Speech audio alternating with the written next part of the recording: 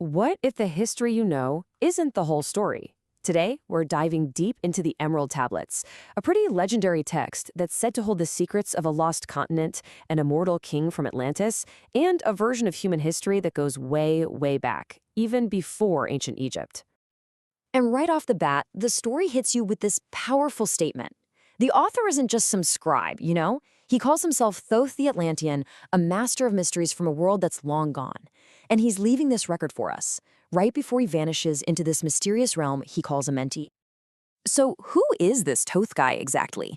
Well, according to the tablets, he's an immortal priest-king from Atlantis, a keeper of all this forgotten wisdom, and a master of what he calls powerful magic.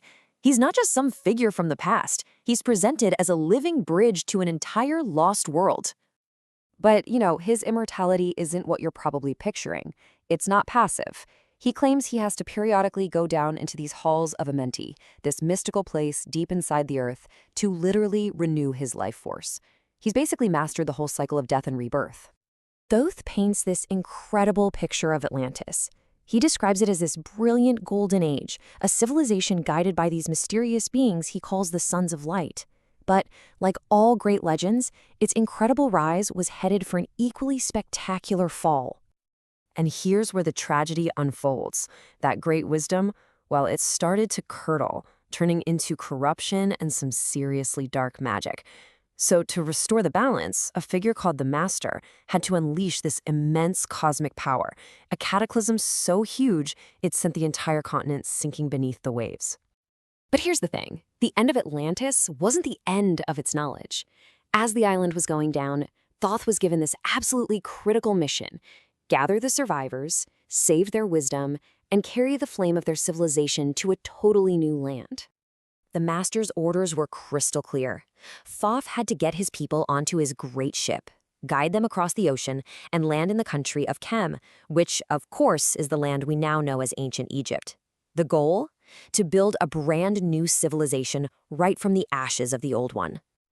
Their arrival, it wasn't exactly met with a welcome party.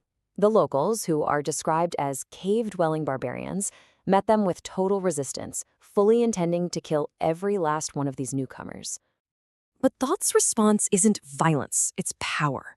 Using what he calls his science of magic, he just unleashes this ray of vibration that literally stops the attackers cold in their tracks. He shows he has superior power, but then he uses it to create peace, and eventually he wins them over with his wisdom. So, for centuries, Thoth rules. He transforms Egypt into this great civilization, and then he builds his masterpiece, the one structure that has baffled humanity for thousands of years, the Great Pyramid of Giza. Now, according to these tablets, you can forget everything you thought you knew about the pyramid being a tomb. It wasn't. It was this incredibly complex piece of technology. Get this. It was a powerful gateway to the halls of Amenti, a library for all the records from Atlantis, and even a hangar for his ship, all of it guarded by the Great Sphinx. So who's running the show down there in Amenti? The tablets say it's overseen by 7 great lords. And these aren't just guards. They're described as cosmic beings from way outside our space and time, and their whole job is to guide the evolution of human consciousness itself. So, having built this new civilization and this cosmic connection point, Thoth leaves behind one final thing: a prophecy. It's a vision of our future, and it's also a stark warning of a massive conflict that's still to come. He describes this eternal struggle, right? A battle between two opposite forces. On one side, you've got the Brothers of Light, and their whole mission is to elevate and free humanity. And on the other, you've got the Brothers of Darkness, who work in the shadows to try and enslave humanity in ignorance and fear. And this is where Thoth's prophecy gets, well, a little chillingly specific. He predicts a future when we, humanity, conquer the oceans and learn to fly through the air. And he says that this incredible achievement is the very thing that will signal the beginning of a final, world-shaking war between light and dark. But the prophecy doesn't end in disaster, thank goodness.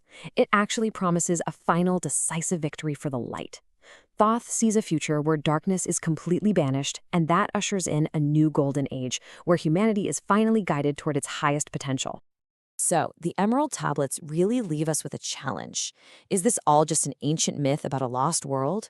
Or is it maybe a timeless story about the conflict inside all of us, the battle between our own ignorance and enlightenment?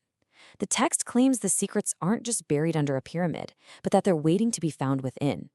The only real question is, are we ready to look?